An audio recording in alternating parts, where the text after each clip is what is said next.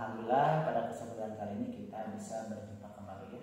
Perkenalkan, saya Indra Safarudin, calon guru penggerak angkatan 7 dari SDN Giri Bekar 3 Kabupaten Bandung, yang mana pada kesempatan kali ini saya akan melakukan kegiatan coaching untuk supervisi akademis, di mana saya itu bertugas sebagai supervisor, dan guru yang akan saya supervisi itu adalah rekan sejawat dari SDN Giri Bekar 3. Boleh minta bantuannya untuk memperkenalkan diri? Silakan Bu. Baik Pak, selamat pagi semuanya. Assalamualaikum warahmatullahi wabarakatuh. Waalaikumsalam warahmatullahi wabarakatuh. Selamat pagi Bapak Ibu guru hebat semuanya. Nah, untuk kesempatan kali ini izinkan saya untuk memperkenalkan diri. Nama saya Nita Rahayu Pramita. Saya mengajar kelas 1 di SDN Giri Bekar 3. Terima kasih. Sama-sama, terima kasih juga Bu Mita. Ibu Mita Rahayu Pramita, perlu Ibu ketahui bahwasannya dalam kegiatan coaching supervisi akademis kali ini terdiri dari 3 tahap ya Bu. Yang pertama itu tahap pra-observasi, kemudian yang kedua tahap observasi, dan yang ketiga itu pasca observasi. Nah, untuk kegiatan supervisi akademik ini memiliki tujuannya, yaitu untuk mengetahui dan mengevaluasi proses berjalannya kegiatan belajar mengajar di dalam kelas, di mana ketika nanti Ibu mempraktekkan rencana RPP yang Ibu siapkan dan buatkan, saya coba untuk observasi ya. Dan kita mulai saja Bu ya. Ya, baik Pak. Di tahapan kegiatan pada kali ini, yaitu tahapan pra-observasi, ada beberapa pertanyaan yang akan saya sampaikan dan tanyakan kepada Ibu selaku guru yang nantinya akan saya supervisi. Yang pertama itu terkait dengan tujuan pembelajaran apa saja yang akan Ibu sampaikan di materi pelajaran pada hari ini Bu. Baik, untuk tujuan pembelajarannya kali ini saya akan memberikan pembelajaran mengenai benda hidup dan tak hidup. Nah, kebetulan untuk tujuan pembelajaran kali ini saya mempunyai 3 tujuan nih Pak. Yang pertama, anak bisa menunjukkan kosakata mana yang berkaitan dengan benda hidup dan tak hidup. Baik, untuk tujuan yang kedua yaitu siswa dapat menggunakan kosakata tersebut secara tertulis. Nah, untuk tujuan pembelajaran yang ketiga, siswa dapat menggunakan kosakata tersebut secara tertulis dalam sebuah kalimat. Berarti Ibu Mita mempunyai 3 tujuan pembelajaran yang akan Ibu praktekkan di kesempatan kali ini ya Bu. Betul Pak. Dari ketiga tujuan pembelajaran tersebut Bu, area pengembangan yang sedang dicapai atau spesifiknya Ibu di bagian mananya? Nah, untuk lebih spesifiknya saya akan tujuannya nih untuk anak-anak atau siswa dapat menyebutkan mana benda hidup dan tak hidup. Yang kedua itu ciri-cirinya, bagaimana ciri-ciri benda hidup dan tak hidup, seperti itu. Untuk mencapai tujuan pembelajaran tersebut juga area pengembangannya ini Ibu capai, pasti tentunya Ibu sudah mempunyai strategi pembelajaran agar tujuan yang akan kita lakukan dan kita harapkan dapat tercapai secara maksimal. Nah, kira-kira strategi pembelajaran apa yang telah Ibu siapkan untuk pembelajaran hari ini? Nah, kebetulan untuk pembelajaran kali ini saya akan menggunakan strateginya melalui pembelajaran diferensiasi, di mana pembelajaran berdiferensiasi itu melalui 3 tahap, yaitu konten, proses, dan penjelasan. Seperti itu. Strategi yang akan digunakan berarti pembelajaran berdiferensiasi. Betul. Alhamdulillah. Baik Bu, demikian tahapan pra-observasi kali ini telah selesai kita laksanakan. Untuk selanjutnya silakan Ibu boleh untuk mempraktekkan langsung rencana pembelajaran yang akan Ibu sampaikan di kelas Ibu ya. Terima kasih banyak Ibu. Sama-sama Bapak. Assalamualaikum warahmatullahi wabarakatuh. Waalaikumsalam warahmatullahi wabarakatuh. Anak siap, kita berdoa dulu yuk. Ya, sebelum pelajaran kita berdoa. Ayo Bapak, kita pimpin doanya. Berdoa dimulai.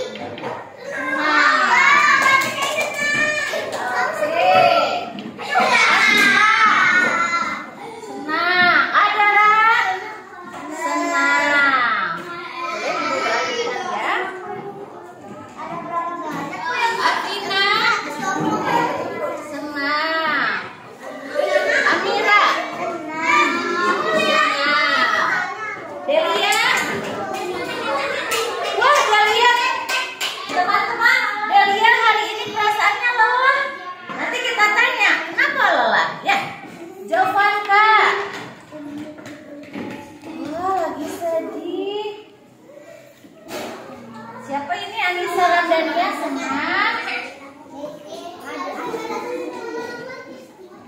Desti senang. Wah, Deswita lelah. Ya, ayo. Ibu, itu yang di tengah kosong. Boleh maju ke sini sayang. Yuk, maju ke sini. Ayo, Gazia, perasaannya bagaimana hari ini? Wah, sedih. Ayo. Ayo. Fitri, sekarang bagaimana perasaannya? Lelah. Lelah. Wah, marah. Coba, semuanya sudah mengisi. Wah, senang. Nah, hari ini wah ada 4 perasaan yang dialami anak-anaknya Bu Guru. Ada yang perasaannya yang marah. Anissa Salsa. Wah, katanya kenapa marah ya? Anissa kenapa sayang? Kenapa? Kenapa bisa marah? Marah kepada siapa? Tadi nangis. Nangis tadi. Kenapa? Coba bilang sama Bu Guru. Kenapa marah? Sama adik. Gimana ya sama adik? Oh, di pegang kepalanya. Adik sudah minta maaf? Sudah? Udah belum? Kenapa? Senang hatinya ya? Wah, oh ini ada yang lelah. Ada yang lelah 4 orang. Siapa pulang lelah? Siapa ya? Boleh ibu simpan ini ya? Yang lelah ya Ibu Delia, Deswita, Asia, sama Fitri. Kenapa? Kenapa lelah? Kenapa lelah sayang? Kenapa? Capek. Capek? Malam tidurnya jam berapa? Tidurnya jam berapa tadi malam? Aku jangan kelas. Jam berapa? Kenapa lo? Capek? Kenapa? Harus semangat ya? Tidak boleh capek-capek ya? Gak apa-apa ya? Nah, sudah. Nah, sekarang yang lelah, yang marah, yang sedih, kita rubah hatinya menjadi senang. Ya,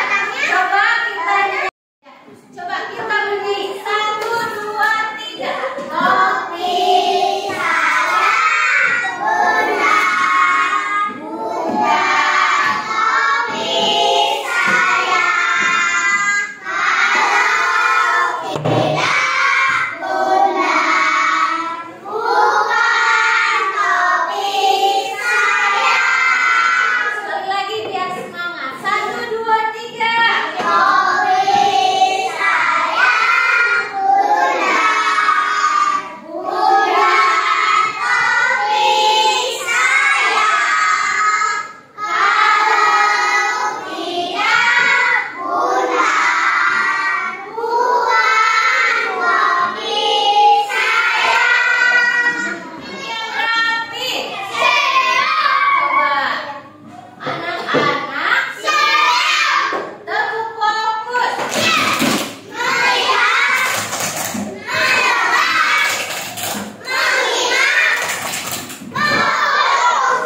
Udah ya, teguh fokus. Sekarang coba duduknya yang rapi. Boleh tidak ada yang berbicara ya? Coba paha kalian, coba tangannya simpan di paha kalian, lalu matanya pejamkan matanya di paha. Coba duduk yang rapi.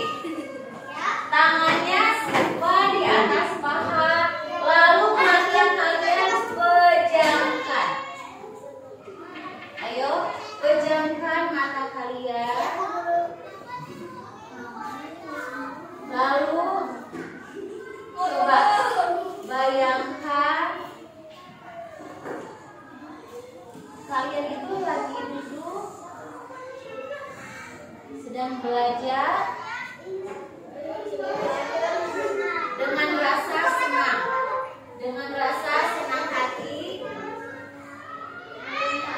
Sekarang kalian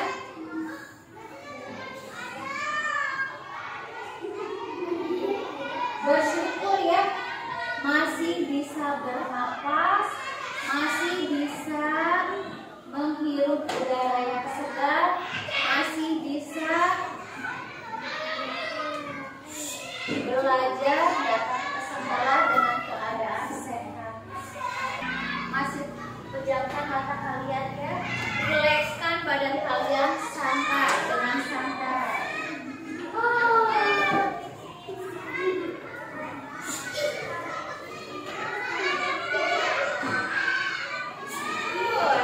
Kita harus bersyukur karena masih diberi kesehatan. Anak-anak, coba sekolah. Ada apa? Ada pohon. Apa? Ada apa saja? Ayo. Ada rumah. Ada kursi.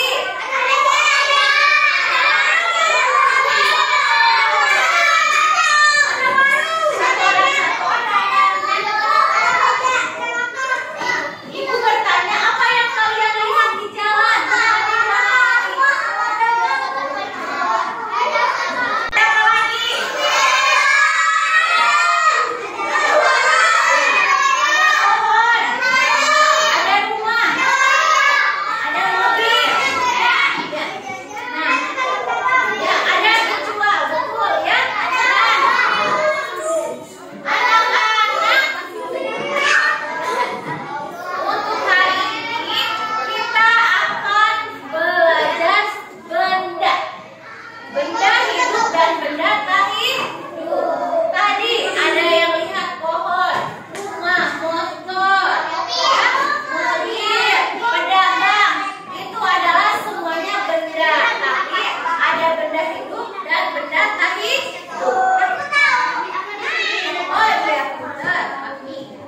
Nah sekarang coba siapa yang melihat video? Ya, hari ini belajar apa? Belajar benda hidup dan benda tak hidup. Tujuannya agar kalian tahu apa itu ciri-ciri benda hidup, benda tak hidup, dan apa saja. Ya. Coba lihat.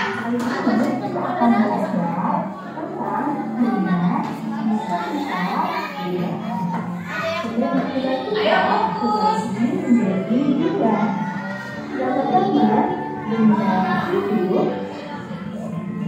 Dan yang kedua adalah benda tidak hidup. Kita cari tahu apa ya yang dimaksud dengan benda hidup. Benda hidup itu berarti dapat bergerak sendiri. Selanjutnya memerlukan makanan. Ini adalah tumbuhan. Lihat bahwa tempat benda hidup tersebut memiliki ciri-ciri seperti yang sebelumnya, yaitu dapat bernafas, memerlukan makanan, dapat mendekat, dan dapat bergerak sendiri.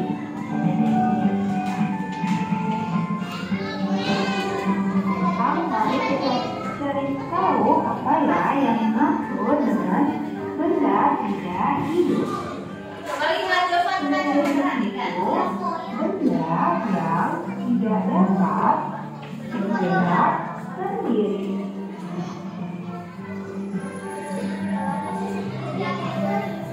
Kemudian tidak dapat bernafas. Tidak bertumbuh besar, lalu lebih hidup, juga tidak memakan makanan. Mari kita lihat contoh atau benda yang termasuk ke dalam benda tidak hidup.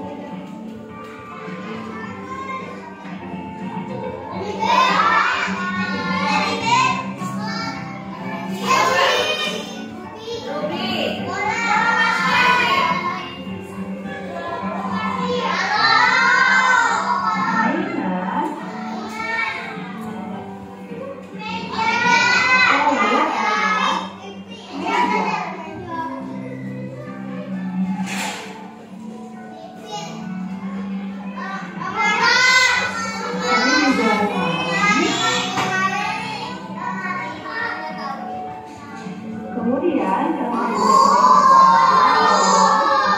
buku. Benda-benda tersebut termasuk ke dalam contoh benda tidak hidup karena benda tersebut tidak memerlukan makanan, tidak bernafas, dan tidak dapat bergerak sendiri. Betul bukan?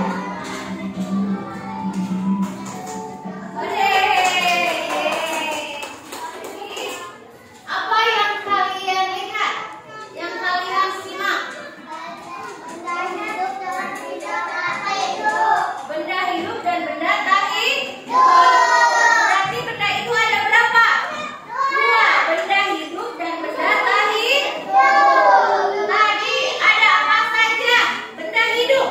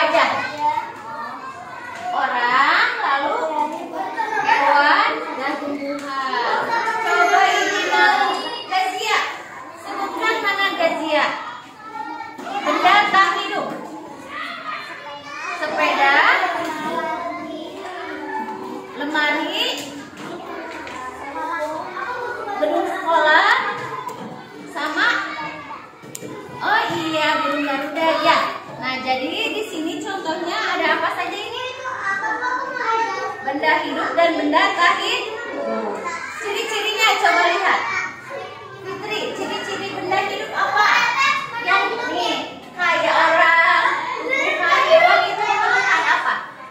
Memerlukan makan. Itu pertama ciri-ciri makhluk apa? Benda hidup memerlukan makan.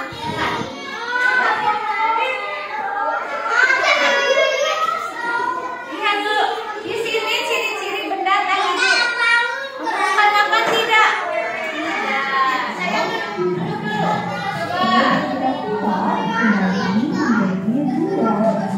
Yang pertama, benda hidup. Yang kedua adalah benda hidup. Cari tahu apa ya yang disebut dengan benda hidup. Itu mengalami dapat melihat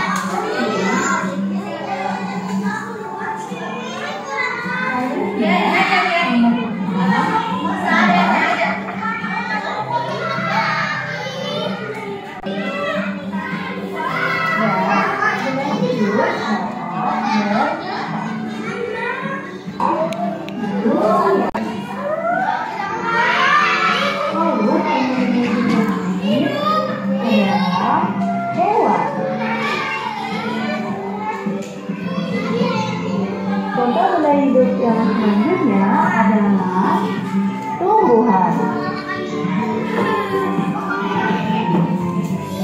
Lihat bahwa contoh benda hidup tersebut memiliki ciri-ciri seperti yang sebelumnya, yaitu yang besar, memerlukan makanan,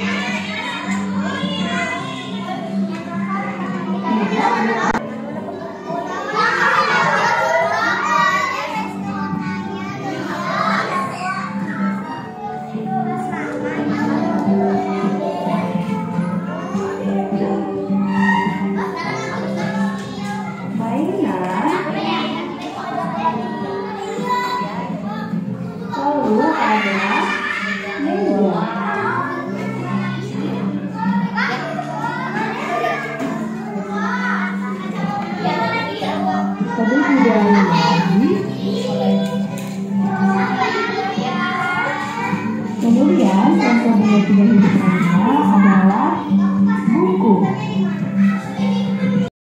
Ini adalah hasil dari kelompok audiovisual ya.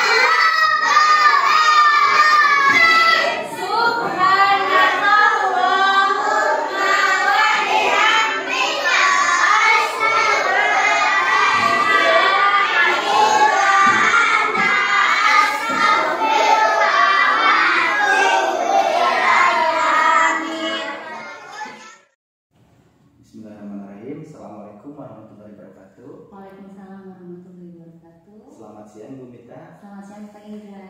Alhamdulillah ya Bu.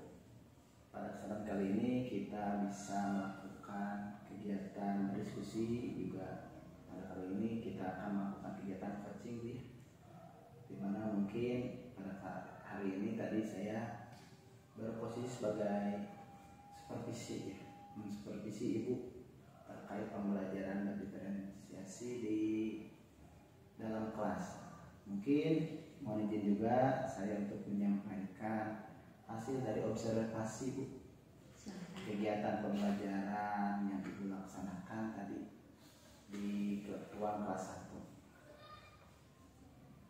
Ibu Mita itu kalau tidak salah tadi menyampaikan pembelajaran kelas 1 tema 7 ya Bu. Betul. Tentang materi apa Bu? Benda hidup dan tak hidup. Benda hidup dan tak hidup Di sekitar kita. di sekitar kita. Berdasarkan observasi yang sudah saya amati Bu ya, mulai dari awal sampai akhir. Tentunya tadi ketika pra observasi Ibu Mita sudah menyampaikan tujuan pembelajarannya seperti apa, kemudian area pengembangan yang hendak dicapainya apa saja, dan bahkan juga strategi yang ingin digunakan, yaitu terkait tentang pembelajaran berdiferensiasi. Setelah kegiatan pembelajaran dilaksanakan dan hasil pengamatan yang saya amati melalui lembar observasi ini, yaitu pertama mulai dari tujuan pembelajarannya alhamdulillah sudah ada dan tersampaikan baik itu secara lisan maupun tulisan. Yang kedua itu konten dari pembelajaran berdiferensiasinya sudah nampak Bu, mulai dari konten, proses dan juga produk. Dan yang ketiga itu pelaksanaan secara di kelasnya Ibu alhamdulillah berjalan secara lancar. Dan yang terakhir murid pun terlihat sangat aktif mengikuti kegiatan pembelajaran. Nah, pada kesempatan kali ini pada kegiatan coaching mohon izin juga Ibu kurang lebih 10-20 menit ya. Kita akan melakukan kegiatan coaching dan mohon izin juga untuk direkam menggunakan rekaman video. Setelah Ibu tadi melaksanakan kegiatan pembelajaran berdiferensiasi, apa nih kesan-kesan atau juga perasaan yang Ibu rasakan setelah melakukan kegiatan tersebut? Nah, terima kasih ya Pak ya untuk kesempatan hari ini. Setelah melaksanakan pembelajaran diferensiasi, kan sebelumnya tuh saya tuh mendapatkan Bu Mita nih pembagian apa? Pembelajaran untuk tugas CGP ya Pak ya. Nah di sana saya merasa wah antusias nih Pak, karena kan sebelumnya pembelajaran itu dilaksanakan memakai strategi yang sudah seperti metode diskusi yang empiris seperti itu ya Pak ya. Nah setelah itu ternyata untuk pembelajaran yang dilaksanakan untuk salah satu syarat CGP ini pembelajaran berdiferensiasi. Nah itu saya sangat antusias sekali Pak. Bagaimana nih biar yang pertama juga saya untuk mengetahui ternyata ada pembelajaran yang lainnya gitu ya untuk menghadapi kurikulum merdeka mungkin ya Pak ya. Nah untuk kesannya yang pertama saya antusias sekali, yang kedua saya ternyata menambah ilmu dan ternyata seperti ini gitu. Pas pembelajaran berlangsung, wah ternyata ada ada pembelajaran yang ada yang di satu sisi menarik gitu untuk nanti untuk kedepannya saya aplikasikan di kelas. Alhamdulillah Bu, ternyata luar biasa sekali Ibu. Di saat kemarin saya coba menyampaikan itu sedikit gambaran mengenai pembelajaran berdiferensiasi. Jujur saja Bu, ketika saya diberikan tugas ini ada sedikit pesimis dalam arti mungkin takut memberatkan teman, dan ternyata Bu Mita senang dan antusias Bu. Mudah-mudahan saja kedepannya rekan kita yang lainnya bisa bersama-sama diskusi mempraktikkan pembelajaran berdiferensiasi. Dan terima kasih banyak Ibu sudah bersedia membantu saya kolaborasi dan sharing terkait dengan pembelajaran berdiferensiasi. Selain daripada itu juga tadi Bu ya, alhamdulillah Ibu menambah wawasan dari Ibu. Setelah mungkin Ibu melaksanakan kegiatan pembelajaran dengan strategi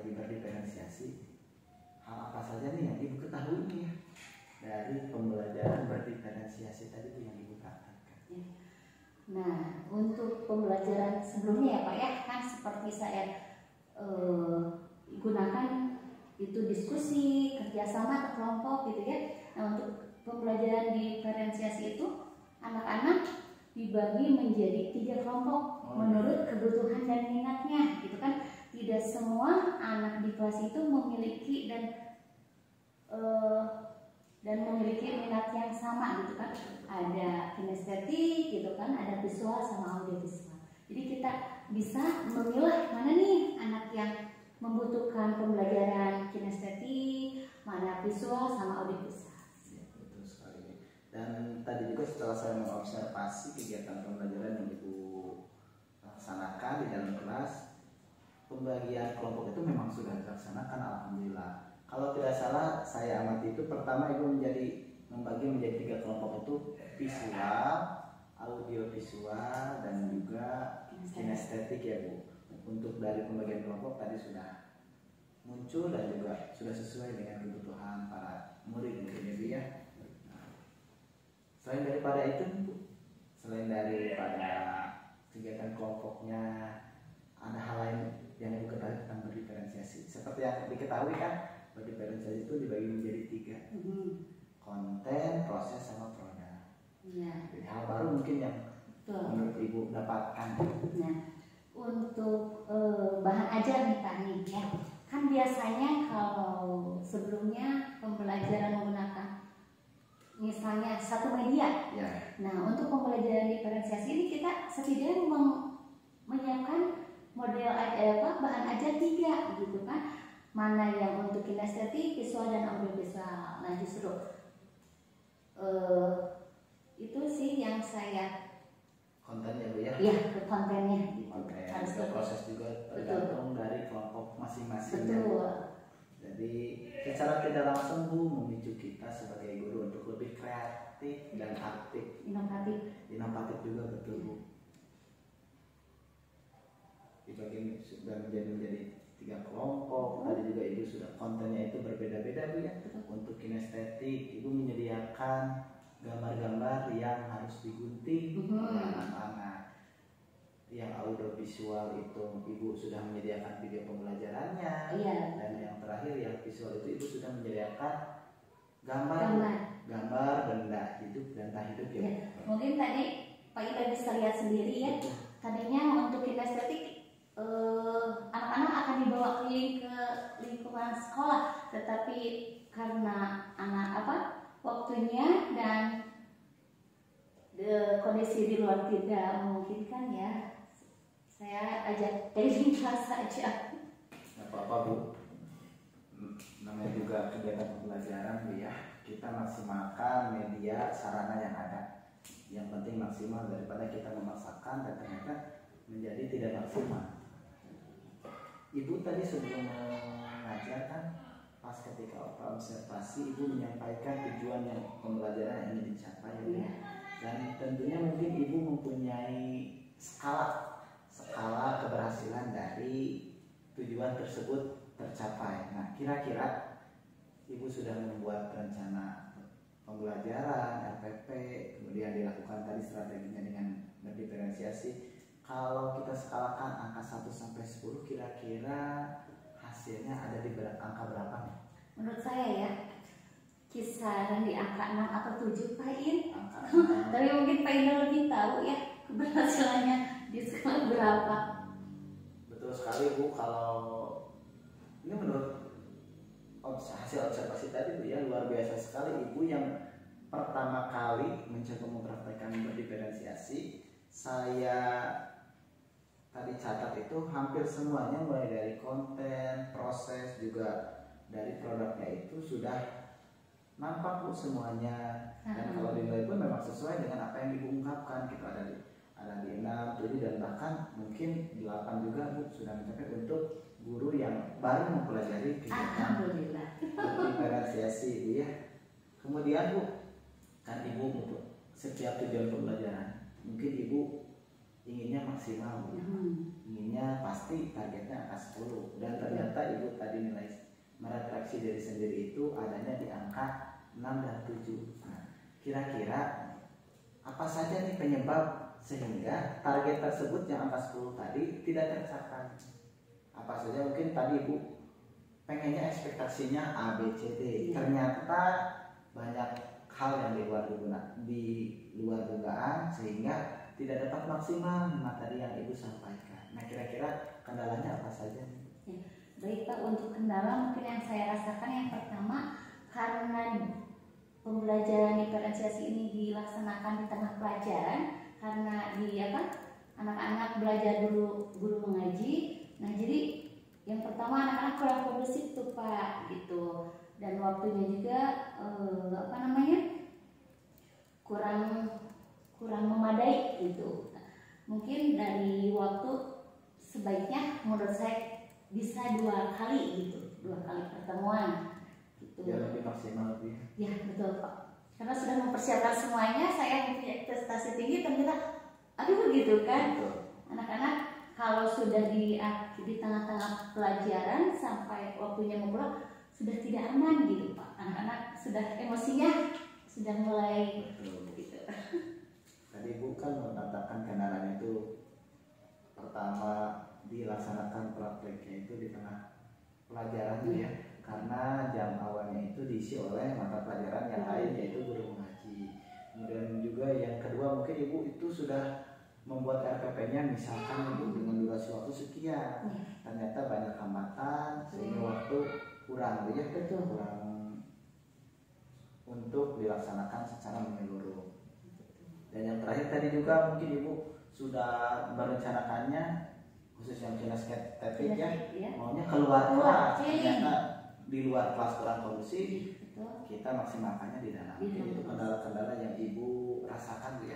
Kalau untuk emosional memang betul Bu, ketika kita mengajar ya, di tengah pembelajaran kondisinya itu kurang kondusif dan konsentrasi, tapi tadi Ibu luar biasa sekali sudah mencoba menerapkan nih pembelajaran sosial emosionalnya.